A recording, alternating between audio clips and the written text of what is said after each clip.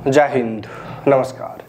अग्निपथ योजना के विरोध में एक बार फिर शोर तेज होने लगा है।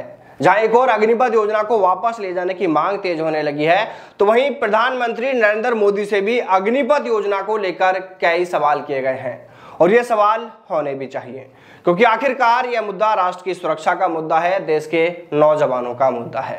क्योंकि भविष्य में देश और समाज में अग्निपथ योजना के गलत परिणाम ना देखने को मिले, इसलिए आज इस योजना को लेकर सवाल होने ही चाहिए। और इसको लेकर कांग्रेस के आधिकारिक ट्विटर हैंडल यानी एक्स पर पोस्ट कर कहा गया है कि पहले पंजाब से एक अग्निवीर का मामला सामने आता है, जिसमें बंदूक की नोक पर लोगों के साथ में लूटपाट की घटना की जाती है। अग्निवीर गैंग बनाकर लूट करने के मामले में गिरफ्तार होता है।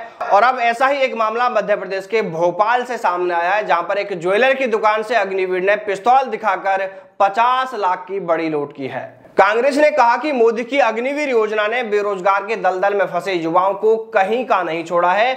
युवा हथियारों की ट्रेनिंग पा रहे हैं और फिर वो ऐसी घटनाओं को अंजाम दे रहे हैं। ऐसे में इस घटना को लेकर कई सवाल और उठ रहे हैं। कहा जा रहा है कि अग्निवीर योजना सेना और समाज के लिए बिल्कुल भी सही नहीं है, इसलिए इस योजना को खत्म करना ही होगा। वहीं मध्य प्रदेश कांग्रेस अध्यक्ष जीतू पटवारी ने अपने एक्स हैंडल पर इसको लेकर लिखा है कि भोपाल की ज्वेलरी में हुई 50 लाख से ज्यादा की लूट का मुख्य आरोपी अग्निवीर का जवान है। पटवारी ने पीएम मोदी को टैग करते हुए लिखा कि मोदी जी, आपको इस मामले पर टिप्पणी जरूर करनी चाहिए। देश की सुरक्षा, जवानों के सम्मान को लेकर आपकी सोच का स्तर अब कैसा है, यह भी आपको बताना चाहिए। वो आगे यहां पर लिखते हैं कि विपक्ष से आपकी वैचारिक असहमति हो सकती है, लेकिन सेना व देश की जनता की भावनाओं का सम्मान करना ही चाहिए। इसी तरह कई और लोगों ने सोशल मीडिया के माध्यम से इस घटना के बाद अग्निपथ योजना पर कई सवाल खड़े किए हैं। वहीं अग्निवीरों को मिलने वाली सुविधाओं के मामले में लंबे समय से आवाज उठा रहे कांग्रेस पार्टी के पूर्व सैनिक विभाग के राष्ट्रीय अध्यक्ष कर्नल रोहित चौधरी ने भी केंद्र सरकार से इसको लेकर कई सवाल पूछे हैं। उन्होंने कहा कि देश को जिस बात का डर था वही हो रहा है। ये भेदभाव का ही नतीजा है कि अग्निवीर अपराध की राह पर जा रहे हैं। उन्होंने सरकार से पूछा कि क्या 4 साल के लिए लगे अग्निवीरों को कानून व सेना के नियमों का डर नहीं है? क्या सेना में हथियारों की ट्रेनिंग देकर 4 साल बाद उन्हें घर भेजना उचित है? क्या उनको 4 साल बाद असुरक्षित भविष्य में पेंशन नहीं मिलने का डर सता रहा है? क्या अग्निवीरों के लिए मासिक तनख्वाह 21,000 रुपए पर्याप्त है? ऐसे ही कई सवाल किए हैं, लेकिन सरकार के पास शायद इन सवालों के जवाब नहीं है। देखिए, इस तरह की घटनाओं को देखते हुए यह सवाल उठना जरूरी भी है कि क्या अग्निवीर को सेना के नियम कानून और देश के कानून का जरा भी डर नहीं है?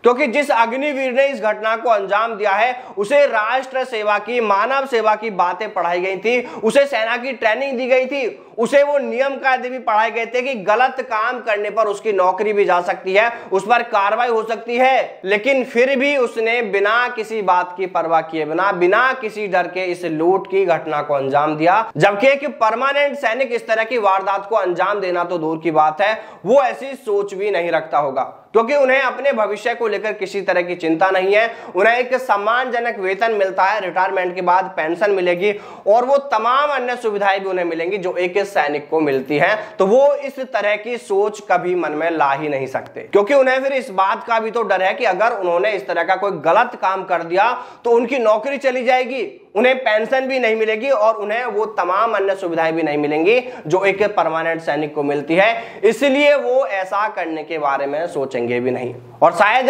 अग्निवीरों को इस बात का डर ना हो। उसने सोचा होगा कि अगर ऐसा मैं कुछ कर भी दूंगा तो ज्यादा से ज्यादा क्या होगा, नौकरी ही तो चली जाएगी। उसने सोचा होगा नौकरी चली जाएगी, वैसे भी ये नौकरी कितनी है, 4 साल की तो नौकरी है, और जितना वेतन उसे यहाँ अग्निवीर के तौर पर मिलता है उतना वेतन तो वो कोई दूसरा काम करके भी कमा लेगा। और शायद इन तमाम बातों को देखते हुए, सोचते हुए उसके मन में शायद ऐसी सोच आई हो। देखिए, यहाँ पर हम आपको क्लियर कर देते हैं कि हम सभी अग्निवीरों की बात नहीं कर रहे हैं, हम यहाँ पर व्यक्ति विशेष की बात कर रहे हैं। जिस अग्निवीर ने इस घटना को अंजाम दिया है, हम यहाँ पर उसकी सोच को लेकर बात कर रहे हैं कि शायद ऐसा हो सकता है। बाकी आप सभी कमेंट करके जरूर बताएं कि आपको क्या लगता है।